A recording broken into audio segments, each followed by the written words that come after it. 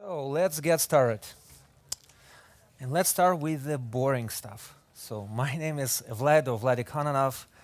I am a software architect and a cloud architect.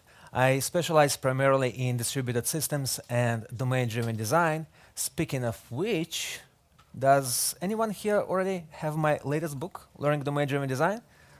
Awesome. I see a few hands. The rest of you, you know what to do, right? I don't have to say it aloud.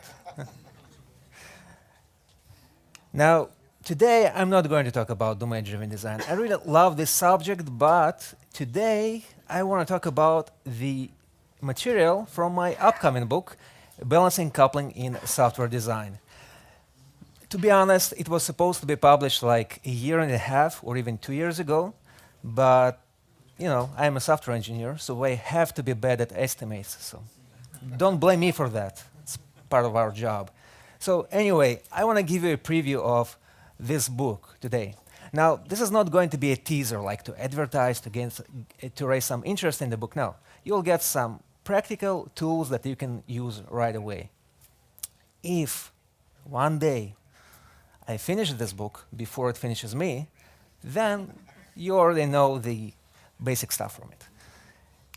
So let's get started. There is one quote that lately I've been using in almost all of my presentations. So this time, in this one, I said, hey, why should we wait for the middle or the end? I'm going to put it right there on the first slide. And this is a quote by Ruth Malan. She says, system design is inherently about boundaries. What's in, what's out, what spans, what moves between, and it's about trade-offs. It reshapes what is outside just as it shapes what is inside. And I wanted that quote right there on the first slide because it outlines the overall subject of this talk, system design, and more specifically, the relationships that span across boundaries involving the thing that we fear the most, coupling. And we've always been told that coupling is bad, it's evil. Coupling slows us down, it cripples our system. When working on a code base that doesn't cooperate with us, a code base that resists any changes you want to make, of course you're going to blame it on coupling. So as a result, not surprisingly, what do we want to do about it? Well, of course we want to decouple everything. We have to break everything apart into those tiny, tiny classes, objects, microservices. Today, or rather yesterday, these were serverless functions. Whatever. The motivation is always the same. We want to be able to change every one of those little boxes independently. However, what results are we getting by focusing on the size of those entities? In many cases, we go from coupled piles of code to distributed piles of code. And in a sense, that's not surprising. As my friend Matthias says here, going for as small as possible is almost universally a bad advice in software design. Also, as Nick Thune puts it, there are many useful and revealing heuristics for defining the boundaries of a service, but size is one of the least useful. And yet, we keep on doing that. So I know, in a sense, it's going to sound somewhat controversial, but instead of fighting coupling, in this talk, I want to show you a different way of thinking about it, and I will even try to convince you that we can use coupling as a tool for designing modular systems. That's our agenda. In the next 40 minutes or so, we are going to explore the nature of that scary beast that we call coupling. We'll start by analyzing what coupling is exactly. We are going to analyze how coupling manifests itself in different dimensions, and ultimately, how we can use all that knowledge to design modular systems. So first, what is coupling? If we go to the lexical origins of this word, it will take us all the way back to Latin, where it was composed of two words, co and coopere, meaning fastened together. In other words, if two things are coupled, it means that they are connected. That makes coupling a ubiquitous phenomenon. It is everywhere. This clicker right here, it is coupled to my computer. Organs in our bodies are coupled to form us, living organisms producing code, or in my case right now, insane amounts of stress hormones. Anyway, cars, computers, cities, organisms, for that matter, any kind of system is held together by coupling. You cannot build a system if all of its components are going to be disconnected. This is just a collection of some parts. Simply grouping them together in some boundary without making sure that they are able to work together, without connecting them, is just a bunch of fully independent and fully decoupled entities. But that's not a system. For a system, we need these relationships, these connections between the components.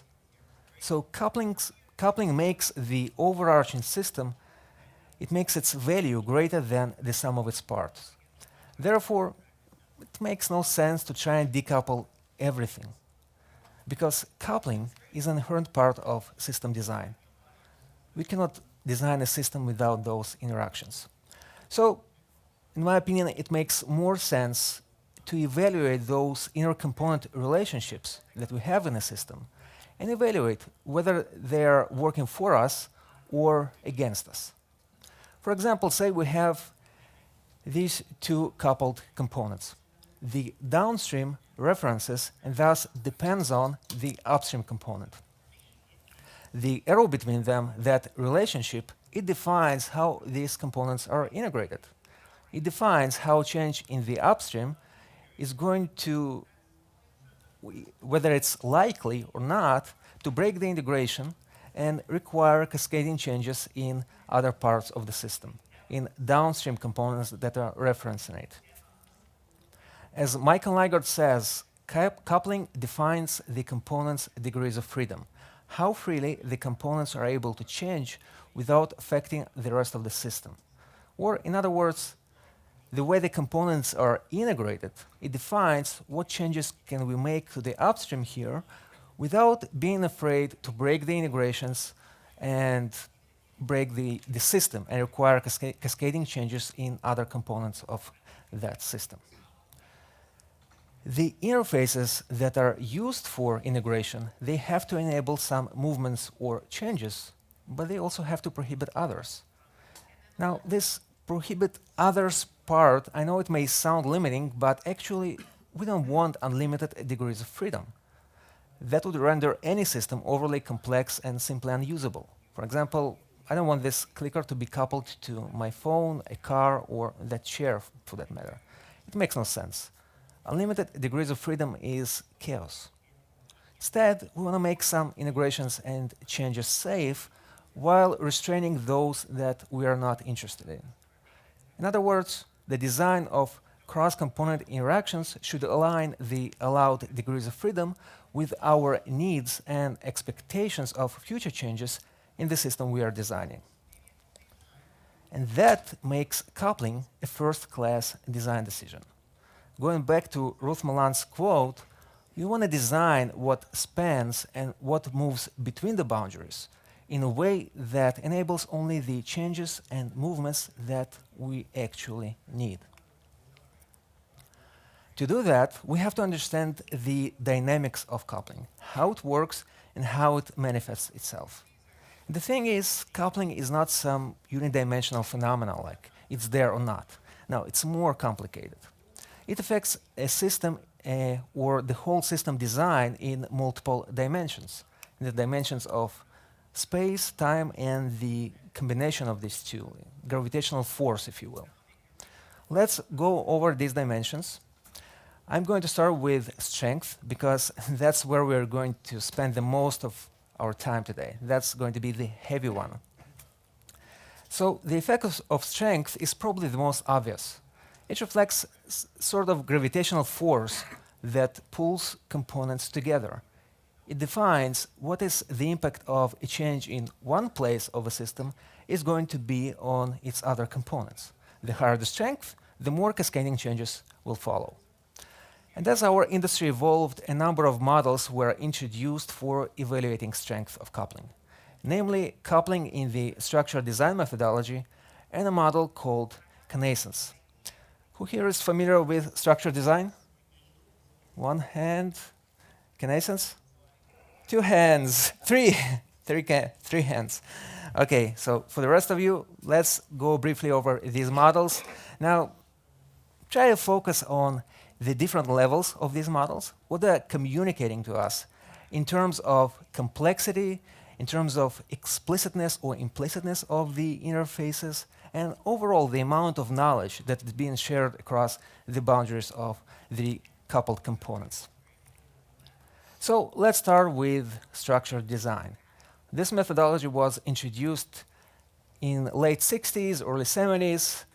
These books, you're probably not going to find them on Kindle. However, if you do manage to find them, especially the red one, and you read it without noticing the publishing date, it will sound like the software engineers in that time were struggling with exactly the same issues as we do today. So it's fascinating. So back then, to evaluate coupling, they proposed 6 levels of interconnectedness: content, common, external, control, stamp, and data coupling. This terminology, it may sound weird, and we are lucky that it sounds weird because it is based on languages such as COBOL and Fortran. So let's see what they mean. The first and the strongest one is content coupling. The idea here is simple. A module uses private interfaces, or in other words, implementation details, to communicate with another module. Back in those days, a typical example of content coupling would be a go-to statement, go-to line something, so whoever writes that, they know exactly what happens on that specific line. And if something changes, for example, another line is added, the integration is going to break. Now, nowadays, luckily, we are not doing such death-defined stunts anymore, but we do have our ways. For example, reflection. We can use reflection to read the value of a private field or call a private method. That's content coupling. We are referencing the contents of the module instead of its public interface. Modules are common coupled when they communicate through a globally accessible memory space. This shared memory space is unstructured global binary. Both modules have to duplicate the knowledge of how that data in that memory space is structured. Now, it is not really documented and not really enforced by that memory space. So if one of the modules decides to change the structure, well, they better communicate the change to all other modules that are sharing that knowledge. And if they are going to forget a module, well, the integration is going to break and the system won't work anymore. Slightly lighter is the external coupling. Here, instead of unstructured memory space, the modules are using a global variable. This variable can be a primitive or array of primitives. It's still shared memory, but at least this time the interface is somewhat better documented and it's somehow enforced by that shared memory space. Now, to draw examples from our time, let's say that for common coupling, it would be 2 modules to communicate by reading and writing to the same file in S3. Well, that's just binary data there, and they both have to hold that knowledge, how to format that data. External coupling would be, let's say, 2 modules have to work with the same database. Yeah, it's not really a variable or an array of variables, but the idea is the same. We have a shared memory, and that database enforces the format. It makes it easier to see if you're going to break the integration or not, unlike the previous case. Control coupling happens when one module dictates to another one how to do its job. Now, when this terminology was introduced, the example that was used pretty much everywhere is a module that passes some flags that control the execution flow of another module. In my opinion, a more clear way of explaining this level is your business logic is simply not encapsulated in one module. Instead, it's been split across multiple modules. there is a functional dependency between the two modules. If the functionality of the upstream module will change, it will necessarily affect the downstream module as well. Stamped coupled modules are communicating by exchanging data records. These data records are data structures that contain way more information than is actually needed for integration. Say, for example, I'm communicating with a CRM module and I'm asking for an email address of a certain customer. Instead, I'm getting a whole data structure containing like tens or hundreds of other fields. Well, I will find the email, that field that I actually need there.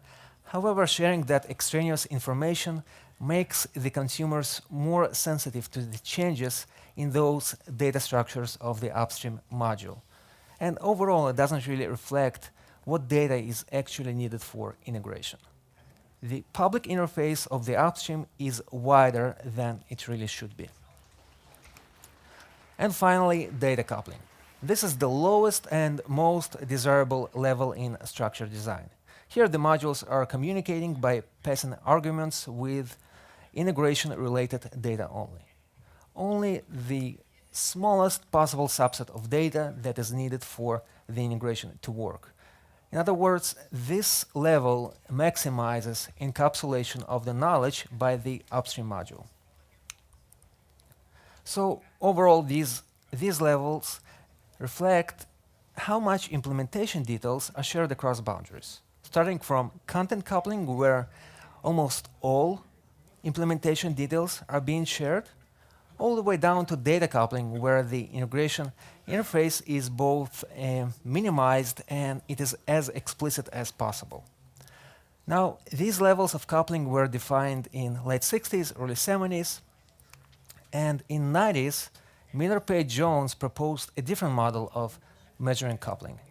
This one is more adapted to the object-oriented programming paradigm, and he called it Connascence. This word, again, comes from Latin, and it means having been born together. According to Miller, components are defined as born together if a change in one component requires a change in another component, or if you can postulate a reasonable change that would require both components to change. Now, reasonable is a key word here. If you have a module that implements a CRM system, and you're thinking about, well, what if tomorrow it's going to implement an SMTP server? That's not a reasonable change. It should be more connected to the real business domain. Now, compared to structured design, this model is more detailed. Here we have overall 9 levels of interconnectedness, and they're divided into 2 types, static connascence and dynamic connascence. The static levels, they can be analyzed just by reading the code. They are simply reflecting some compile time dependencies between the components of a system. Let's start with static connascence. And the lowest level here is connascence of name, which means 2 variables need to have the same name in order to reference the same thing. For example, passing named arguments, or simply reading a value from some other variable. If you need to know its name, you have connascence of name.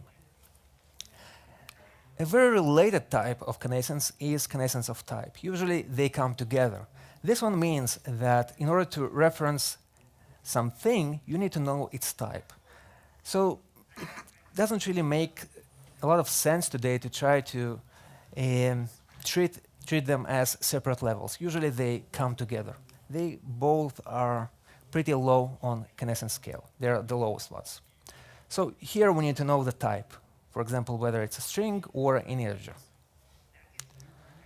Connascence of meaning happens when conventions are used to assign meanings to values.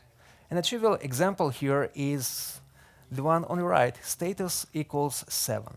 That magic value 7, what does it mean? Well, that knowledge has to be duplicated by whoever is going to use it. The upstream and the downstream modules, they have to agree on the meaning of 7. They have to duplicate that knowledge. And that makes them connascent by meaning. Next one is connascence of algorithm.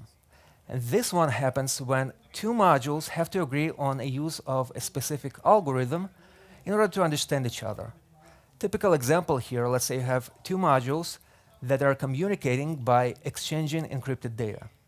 Well, they better use the same algorithm to encrypt and decrypt the data, because if they don't, the integration is not going to work.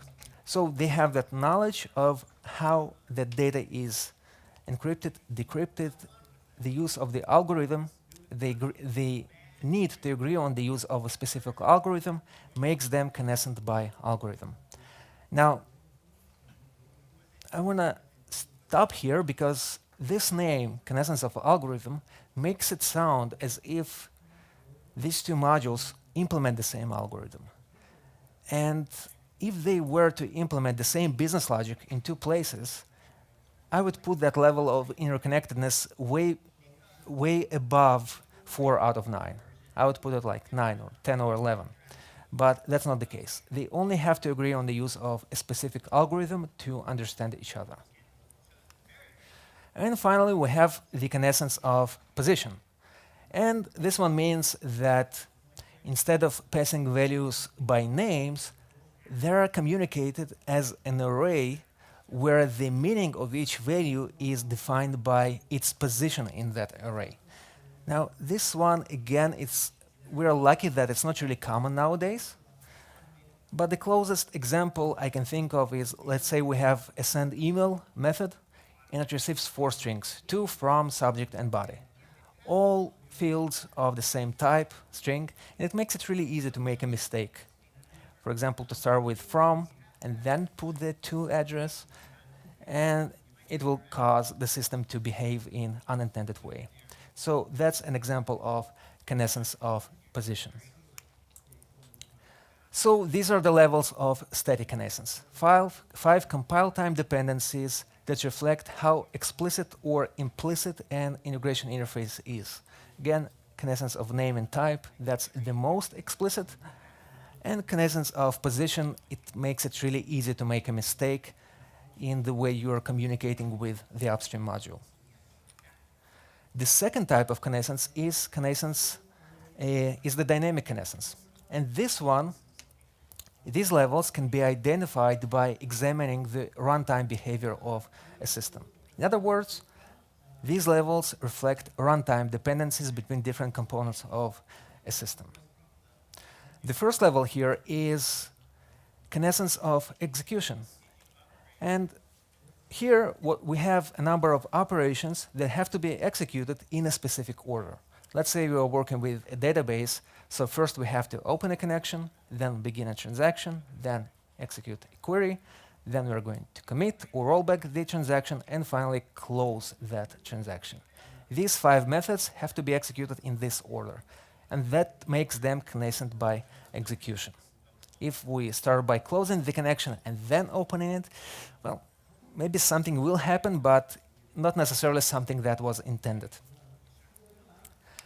A closely related level is connascence of timing. And here we have 2 operations that should be executed in a set period of time after if the first is being executed.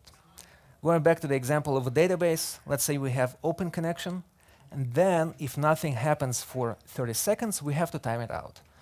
And that makes open connection and timeout connection connascent by timing. We have that set period of time that connects them. Almost the strongest level is the connascence of value. And here we have values that have to change together, meaning that there is a business invariant or a constraint or a business rule that dictates that these values, they have to change atomically as one big atomic transaction, or otherwise the system is going to be in incorrect state. And a typical example here is, let's say we have this data structure that represents 3 edges of a triangle. If we change one of the values, in order for that triangle to be mathematically correct, we have to change the other 2 values as well. And that makes this data structure connascent by value. its data, these three fields, they're connascent by value. And finally, the highest level is the connascence of identity. And here we have two objects that must reference the same instance of another object in order to function properly.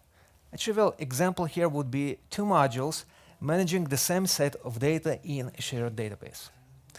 If instead of sharing the database, each module is going to have its own instance of the data, and the data is not going to be synchronized between them, again, the system will end up in an incorrect state.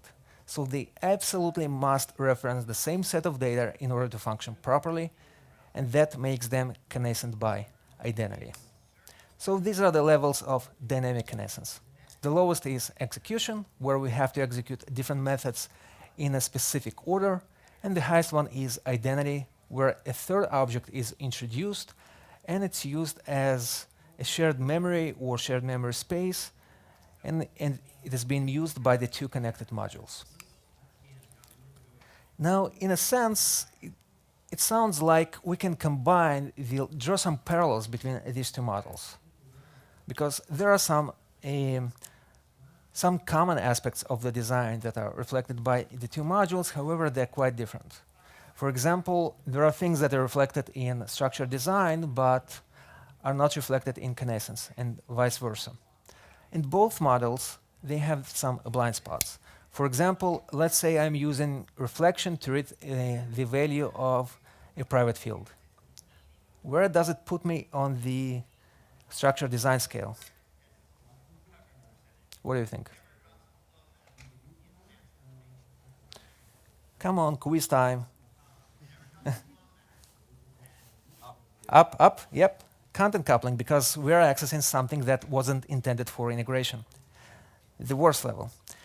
To use reflection, to read the value of a private field, what do I need to know? Where does it put me on the connascence scale? Down, yep, lowest level. I need to know its name and type. So one model says your code sucks, the second says your code is awesome, go figure. Also, using the terminology from structured design can be somewhat challenging today. If you want to sound smart, you can use that terminology. You can say, well, that microservice introduces control coupling. You will sound super smart. Nobody's going to understand what you want, but if that's what you need, it will work. Anyway, so these two models, one was introduced in the late 60s, another one in the late or early 90s. And this cadence of 30 years between them makes now a perfect time to start thinking about another way of evaluating strength between coupled components.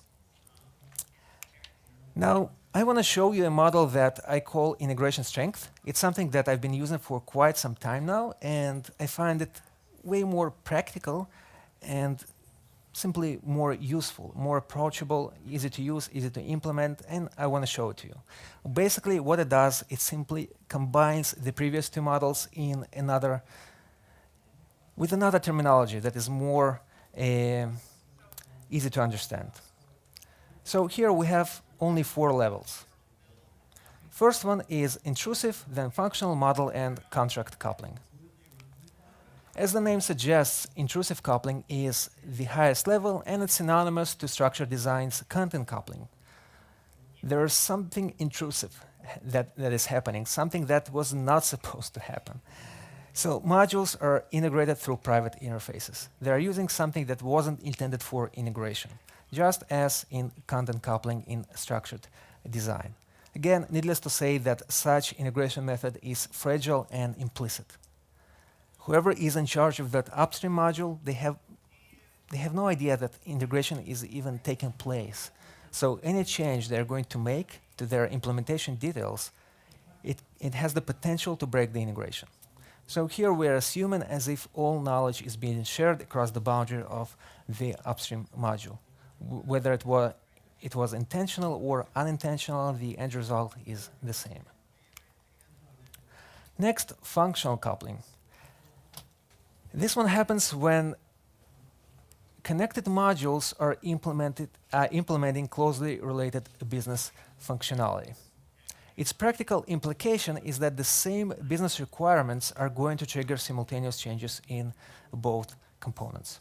In a sense, the levels of dynamic connascence, they all reflect this kind of relationship, functional coupling.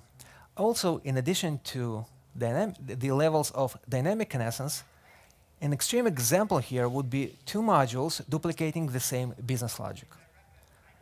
If that duplicated business logic has to change simultaneously by the two modules, that's the extreme case of functional coupling. And to make it even more implicit, they don't have to be connected. These can be totally decoupled components of a system that are not working together in any way. They just have to change together, and whoever is going to implement the change, they have to keep that in mind, that we have to change that logic in multiple places. A lower level of integration strength is model coupling. This one means that the components are based on the same model of the business domain. This level is somewhat similar to structure design stamp coupling, where the upstream module shares way more information about its internal structure than is actually needed for integration. Having to change that model in multiple places, as in the previous case, it makes it more difficult to improve that model, to evolve it, and to change it over time. Again, we're sharing way more knowledge than is needed for integration, and it makes the system more prone to cascading changes. Now, in a sense, we can say that the levels of static connascence of name, type, all the way to position, they reflect this kind of relationship. And finally, the lowest level of integration strength is contract coupling. Here, the components are integrated through an explicit integration-specific model that is decoupled as much as possible from their implementation model, meaning that the implementation can evolve independently of that integration contract.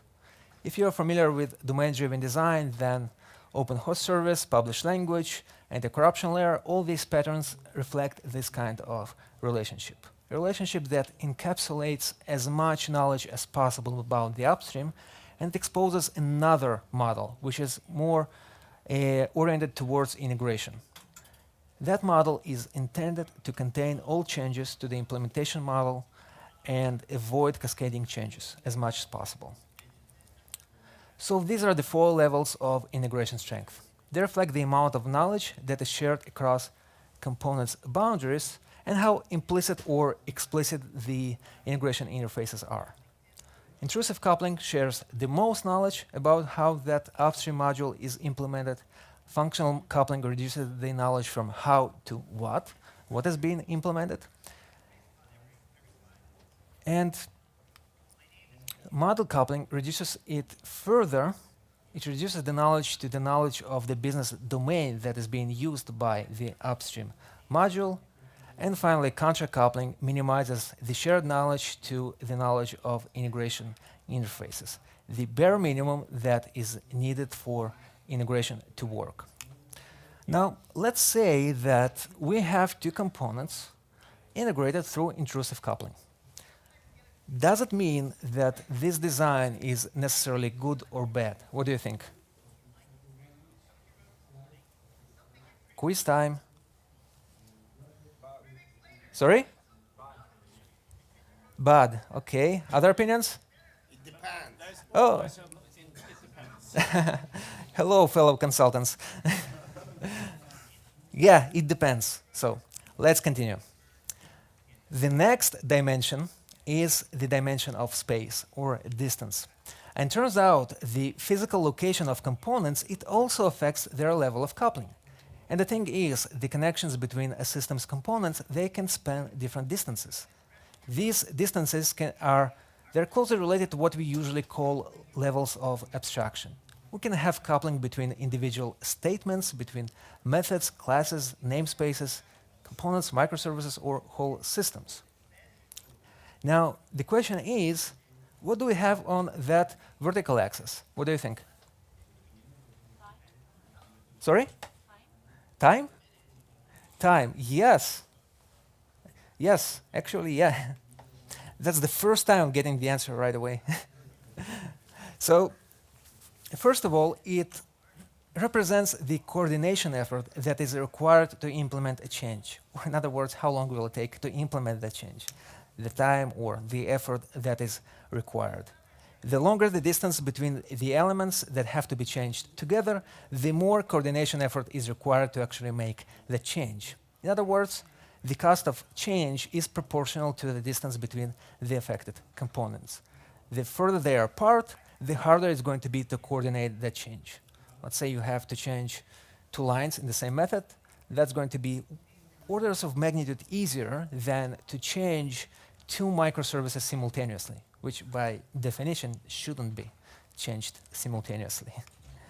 But that's not the only effect of distance. It also affects the components' life cycle coupling.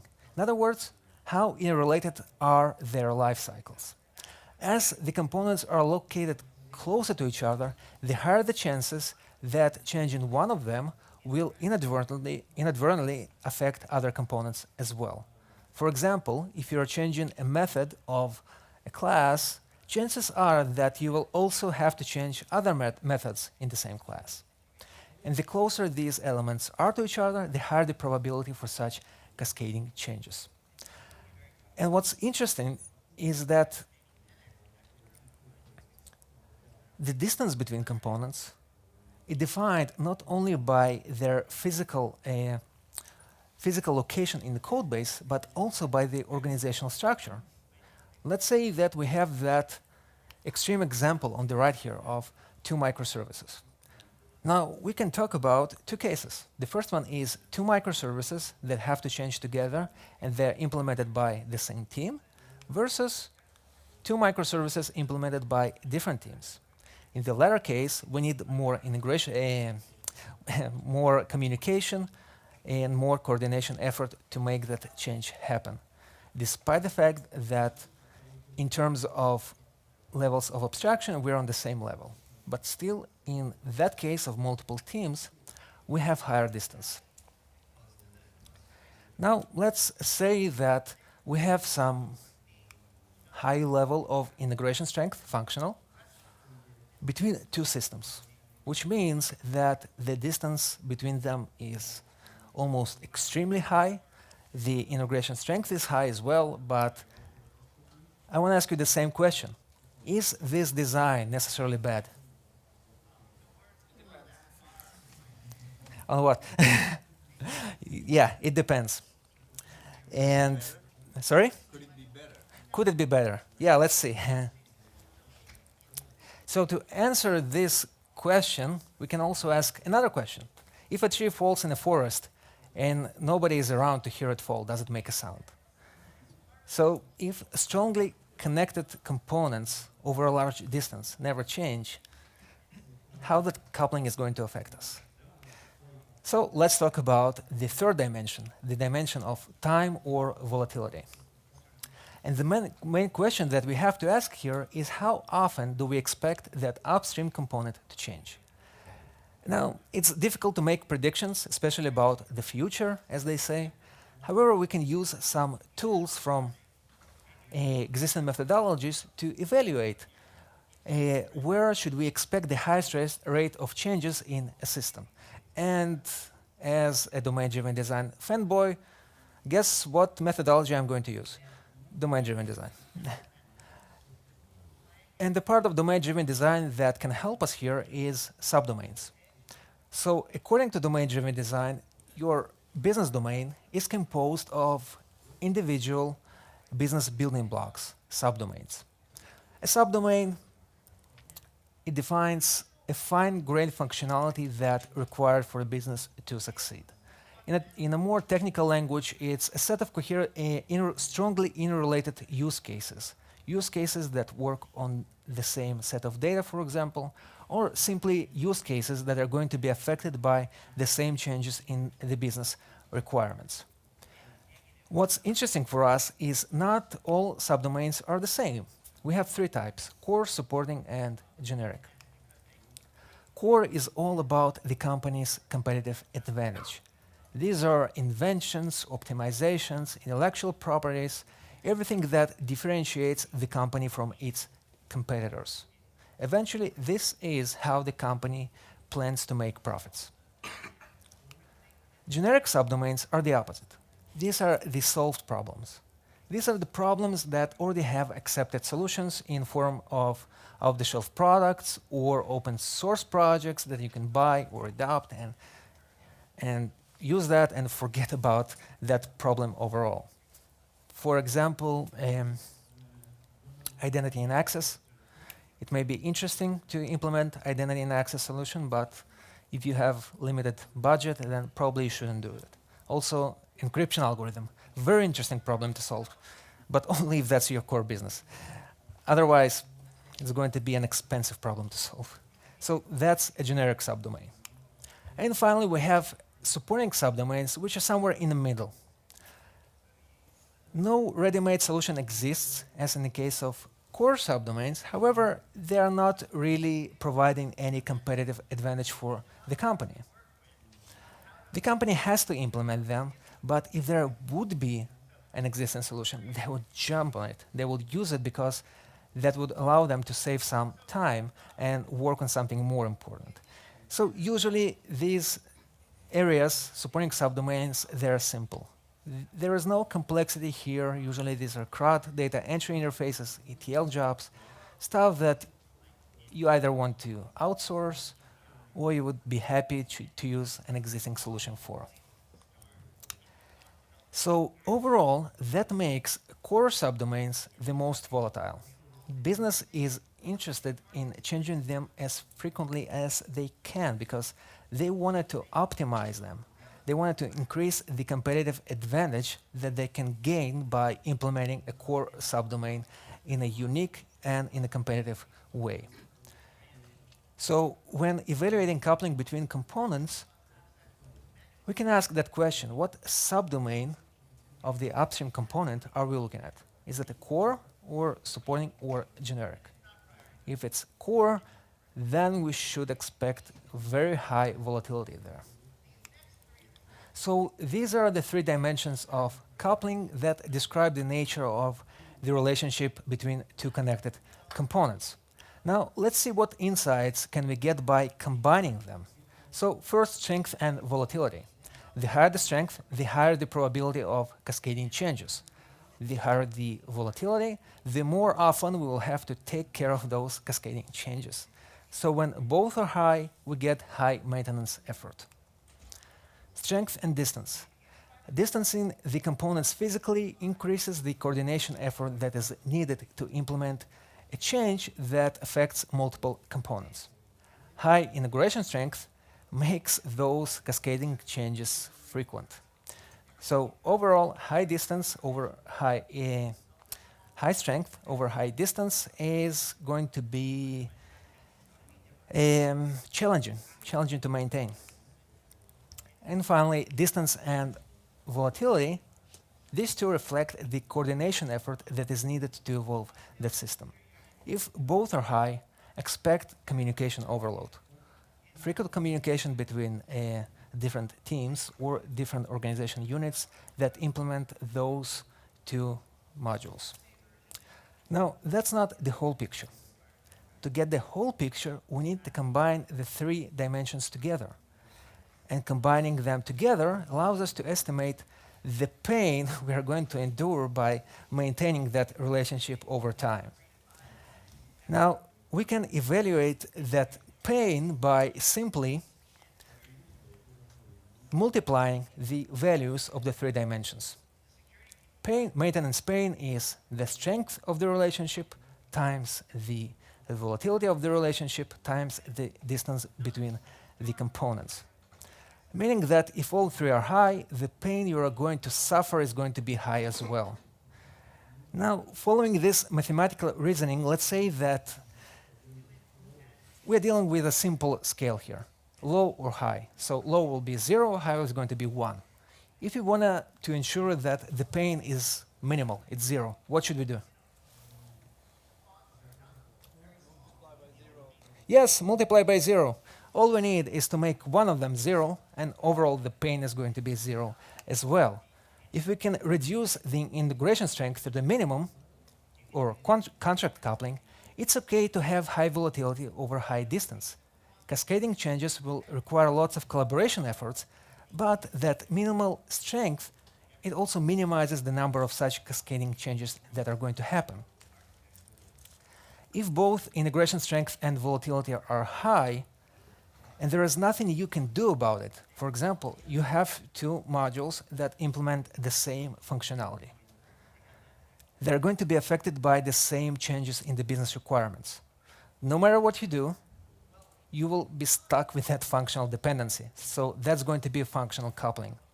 So to balance this relationship, what we can do is to minimize the distance so that those cascading changes, when they are going to happen, they won't require high coordination efforts. So it's going to be simpler. In other words, this relationship represents what we usually call high cohesion. We are putting interrelated things close to each other. And finally, if the volatility is 0, sometimes high strength over high distance is acceptable. Let's say you are integrating with a legacy system. By definition, you know that it's a legacy system, it's not going to change, there are not going to be new functionalities added to it, it's not going to be refactored. So it's okay, for example, to fetch its database directly from its data directly from its database. So in a sense, you're introducing intrusive coupling here, but it's balanced by minimal volatility. So to sum it up, the algorithm to minimize the pain is to estimate or is to eliminate all accidental coupling, meaning that if you have high strength, see if you can lower it or reduce it. Not always you can do it. Sometimes that integration strength is essential. Sometimes you need high functional dependency between the connected components, or you simply need that model to be shared between the two components. For example, again, I'm wearing my DDD hat. Bounded context reduces the distance because they have to work with the same model.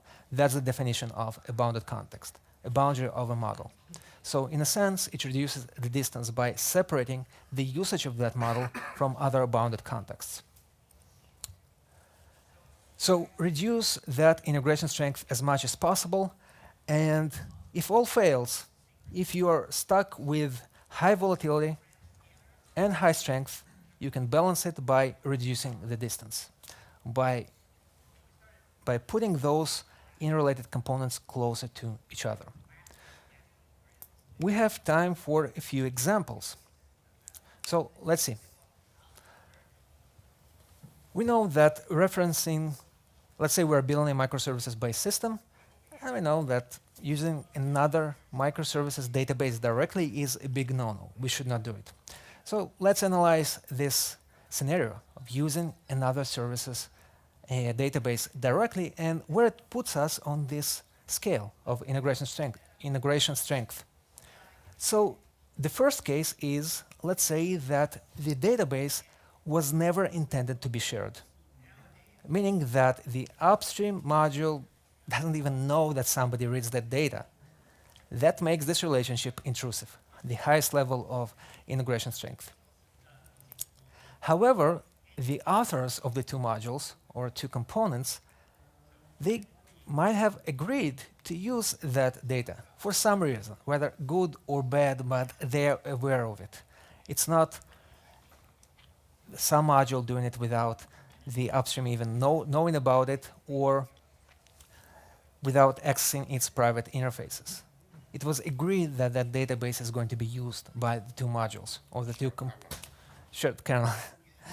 So that puts us on the functional coupling level. Another example, let's say we have BI department. And what do they love to do? They love to take our data from operational systems, just copy it, and then analyze it. And then, if there is a change in the operational system schema, that produces some noise that comes from the BI side. Because by doing that, they introduced model coupling. And finally, that database might be there because it contains data that is intended for integration. It is meant to be shared. For example, data mesh. Sorry. The data mesh approach, it assumes that you are going to share integration-specific data by sharing a database. So in that case, it's going to be contract coupling. Next example, microservices. Now, don't know about you, but I encountered many situations in which companies looked at their monolith and decided that it's not fashionable anymore, they need microservices. What should we do first? Let's do a POC. Let's extract some functionality and let's use some interesting strategy for decomposing that monolith into microservices, like saying that a microservice should be no longer than 20 lines of code.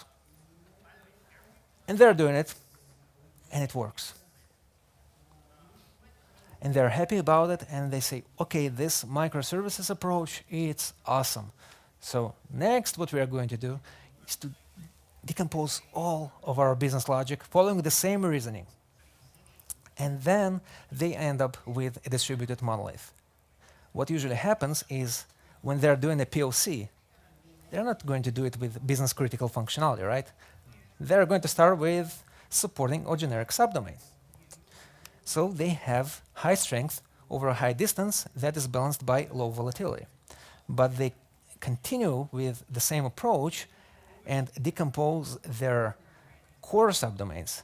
Then they have the three of them: high strength, high distance, high volatility, high pain. And then they block that microservices are evil. Or serverless functions. Okay, we have more time, so I will quickly go over domain-driven design because, you know, I am a DDD guy. So aggregates. The strength is high by definition. If you have an aggregate, the strength is high, volatility is high as well, because usually these are core subdomains. So what we are doing, DDD says bring them close to each other. Put them in the same boundary, reduce the distance. Supporting subdomains. According to DDD, this is where you can round some corners. This is where you can use some rapid application development framework and not get crazy with event sourcing, aggregates, all that stuff. This is where you can do the simplest thing that is going to work. Why? Because the volatility is low. So it balances the high strength that you may introduce by using those simpler implementation techniques. Finally, as I mentioned before, anti-corruption layer, open host service, published language, these patterns for defining the integration between bounded contexts, their goal is to minimize the strength, to encapsulate as much knowledge as possible about the implementation details of each bounded context and share an integration-specific model. And with that, we can wrap this whole thing up. So again, coupling, it's an inherent part of system design. We cannot avoid it. It's always going to be there. And it happens in 3 dimensions. We can use different models for evaluating the strength of the relationship. This is the one I love because it combines 2 models, Connascence and structured design. It reflects how much knowledge is shared across components boundaries. Then we have the distance, the relationship across physical distances between the connected components. The closer they are to each other, the higher the lifecycle coupling. They have to be tested, deployed together. And the farther they are apart, the harder it's going to be to change them simultaneously, if you have to. It will require higher coordination effort. And we have volatility. And the question we're asking here, the upstream module that shares that knowledge across its boundary, how often it is going to change. And we can use domain-driven design subdomains to evaluate that rate of change. We can also use Conway's map to evaluate that, and I'm sure there are other techniques. Overall, if we combine the 3 dimensions together, we can get maintenance pain. If the 3 values are high, your life is not going to be pretty in the future, when you will have to implement cascading changes. Now, I said in the beginning that it's not going to be a sales pitch. It's not. You can use that model. However, if one day this book will be published, you will find a more elaborate formula there that takes into account some other concepts like complexity. To introduce them here, I would need another 2 hours, so what we have here is maintenance pain right now. So again, I hope that I will finish this book before it finishes me. Hopefully it's going to happen this year. Cannot promise anything at this point of time, but thank you. Do we have any questions? We still have 4.5 minutes.